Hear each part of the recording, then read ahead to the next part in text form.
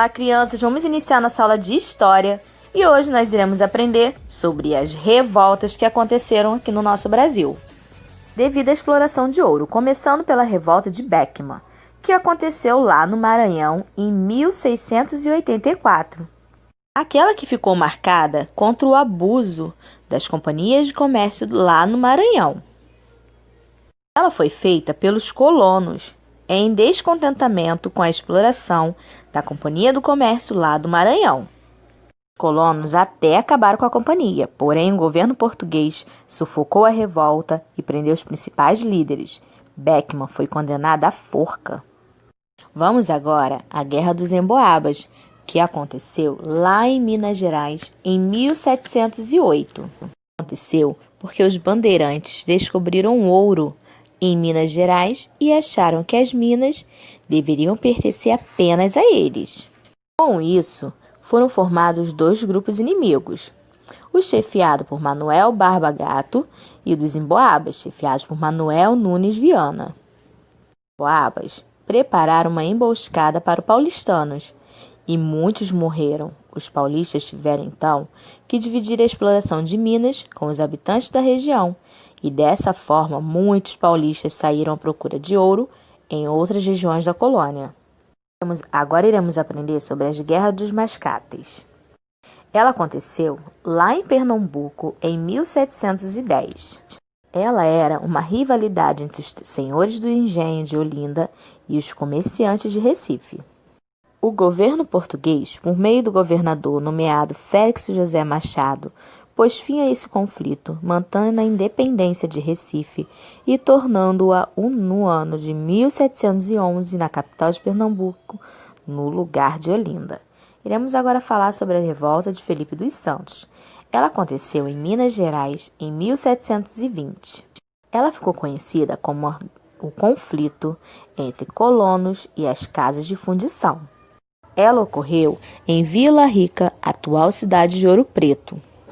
Assim, os mineiros chefiados por Felipe dos Santos revoltaram-se e exigiram que o governador mandasse fechar as casas de fundação e diminuísse os impostos. Iremos também agora ver o que significa o quinto. O quinto era o imposto cobrado pela coroa portuguesa e as casas de contratação sobre o ouro encontrado em suas colônias. Logo, a expressão quinto dos infernos, muito comum na cultura popular, surgiu por conta do imposto do quinto pago à coroa.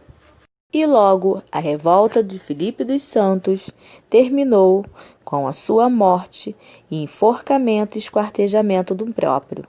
Iremos agora falar sobre a Inconfidência Mineira, que aconteceu em Minas Gerais em 1789. Ele tinha como objetivo principal a independência dessa capitania. Algumas pessoas achavam que era preciso acabar de vez com a exploração portuguesa, então reuniram-se em segredo para elaborar um plano para libertar Minas Gerais do domínio português e estabelecer uma república de capitania.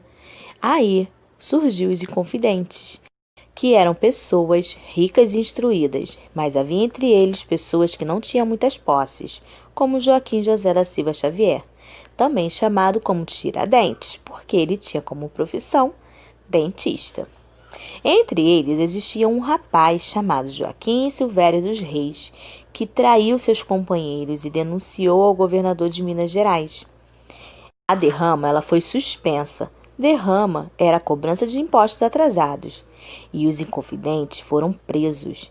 E Tiradentes, chefe desse movimento, foi condenado à morte, e no dia 21 de abril ele foi enforcado e esquartejado, e as partes dos seus corpos foram colocados em postes ao longo do caminho do Rio de Janeiro para Minas, em Vila Rica, como exemplo de que não houvesse mais nenhum movimento de revolta contra os portugueses.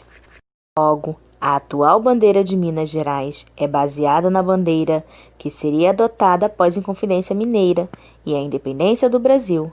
Ela carrega o lema dos Inconfidentes em latim, que era liberdade, ainda que tardia. Muito legal, né? Vamos agora continuar nossas revoltas, saber um pouquinho mais das guerras, de tudo que aconteceu na nossa história?